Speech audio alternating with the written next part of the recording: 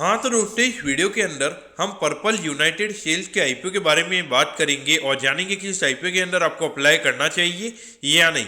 चलिए शुरू करते हैं। तो देखिए, सबसे पहले हम ये जानेंगे कि ये कंपनी क्या काम करती है। क्योंकि जो कंपनी है 2014 में ये कंपनी स्टार्ट हुई है, यानी कि ऑलमोस्ट अगर हम बात करेंगे तो 10 साल ये कंपनी को स्टार्ट हुए हो चुके हैं।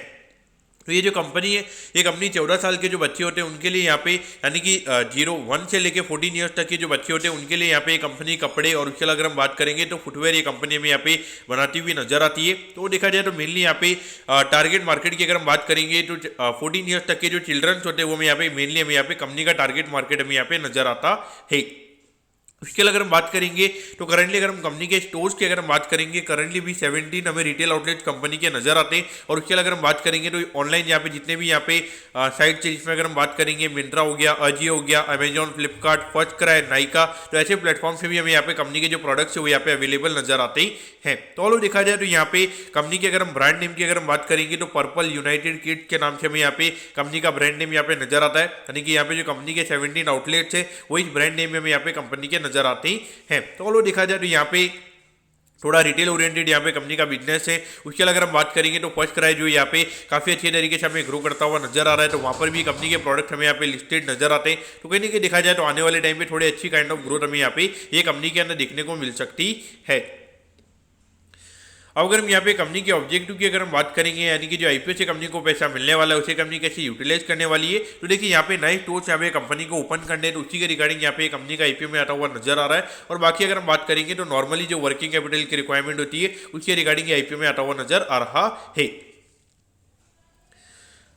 अब अगर हम यहाँ पे कंपनी के फाइनेंशियल्स के बारे में अगर हम बात करेंगे तो लास्ट 3 साल के फाइनेंशियल के नंबर हमें हमारे पास में यहाँ पे अवेलेबल है। अगर हम 2022 में अगर हम बात करेंगे तो लगभग 16 करोड़ के लगभग का रेवेन्यू का नंबर हमें यहाँ पे नजर आता है। फिर ये नंबर बढ़ के लगभग 25 करोड़ के लगभग हो गया था। और अभी अगर हम रिसेंटली जो फाइनेंशियल ईयर खत्म हुआ है वहां पर अगर हम बात करेंगे तो 42 करोड़ के लगभग का नंबर हमारे पास में यहाँ पे अवेलेबल है। तो कहीं ना कहीं देखा जाए तो ग्रोथ के नंबर कंपनी के अच्छे हैं। ऑलमोस्ट अगर हम देखेंगे तो 3 साल में रेवेन्यू का नंबर हमें यहाँ पे डबल से भी ज्यादा बढ़ता हुआ नजर आया है। ऑलमोस्ट अगर हम देखेंगे तो 2.5 गुना कंपनी का रेवेन्यू का नंबर यहाँ पे 3 साल में हुआ है। तो कहीं ना कहीं देखा जाए जो छोटा बेस इफेक्ट है कंपनी का, उसकी वजह से हमें यहाँ पे जो ग्रोथ के नंबर्स हमें यहाँ पे काफी अच्छे देखने को मिल रहे हैं।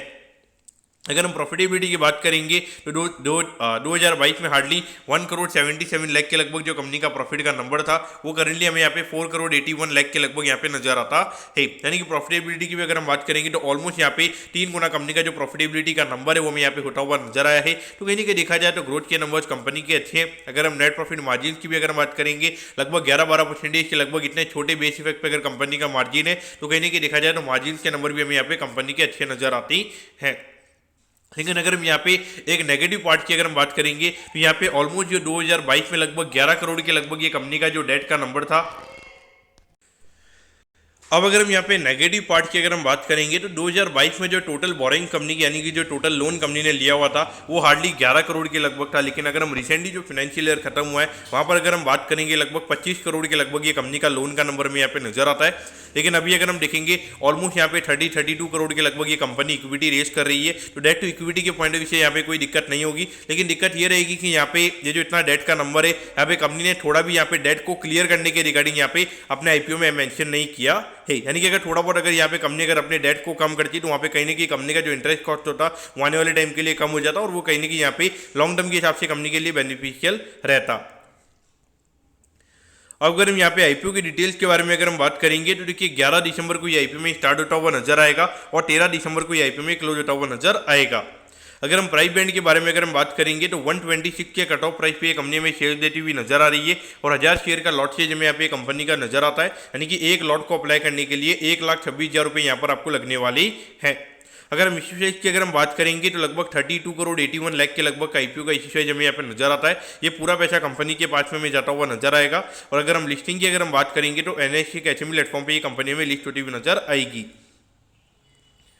अब अगर हम यहाँ पे कंपनी के टाइम टेबल के बारे में अगर हम बात करेंगे तो यहाँ पे 16 तारीख को आपको पता चल जाएगा कि आपको अलॉटमेंट मिला है, यानी कि अलॉटमेंट नहीं मिलता है तो 17 तारीख को रिफंड मिल जाएगा। 17 तारीख को आपके डीमैट अकाउंट में शेयर आ जाएंगे अगर आपको अलॉटमेंट मिलता है और 18 तारीख को ये कंपनी में लिस्ट होती हुई नजर आएगी।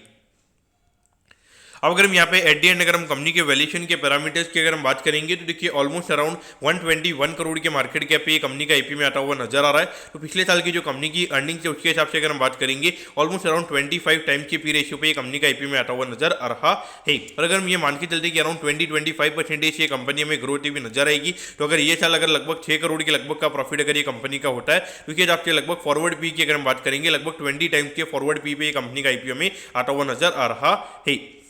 तो वैल्यूएशन वाइज अगर हम बात करेंगे जिस तरीके से कंपनी ग्रो कर रही है तो वहाँ पे डेफिनेटली देखा जाए तो वैल्यूएशन वाइज इतना ज़्यादा कोई एक्सपेंसिव पर्टिकुलरली हमें यहाँ पे नजर नहीं आता है। तो यहाँ पर अगर आपको लिस्टिंग इनके लिए अप्लाई करना है तो मेरे हिसाब से डेफिनेटली यहाँ पर अप्लाई किया जा सकता है। मुझे लगता है कि लगभग आराम से लगभग 50 से 60% के प्रीमियम पे ये कंपनी हमें खुलती हुई नजर आएगी अगर मार्केट में कोई नेगेटिविटी नहीं आती है। और अगर मार्केट में अगर नेगेटिविटी आती है और अगर बाई चांस अगर ये कंपनी 5 से 10% के प्रीमियम पे अगर हमें खुलती हुई नजर आती है तो वहाँ पर डेफिनेटली कंपनी को आपको देखना चाहिए मेरे हिसाब से एक बार के लिए 5 से 6 महीने के व्यू के हिसाब से। और उसके बाद अगर हम बात करेंगे अगर ये कंपनी लिस्टिंग पे ही अगर सीधा 90% के प्रीमियम पे अगर ये कंपनी खुल जाएगी तो वहाँ पे ऑलमोस्ट लगभग 220-230 करोड़ के लगभग का मार्केट कैप ये कंपनी का हो जाएगा।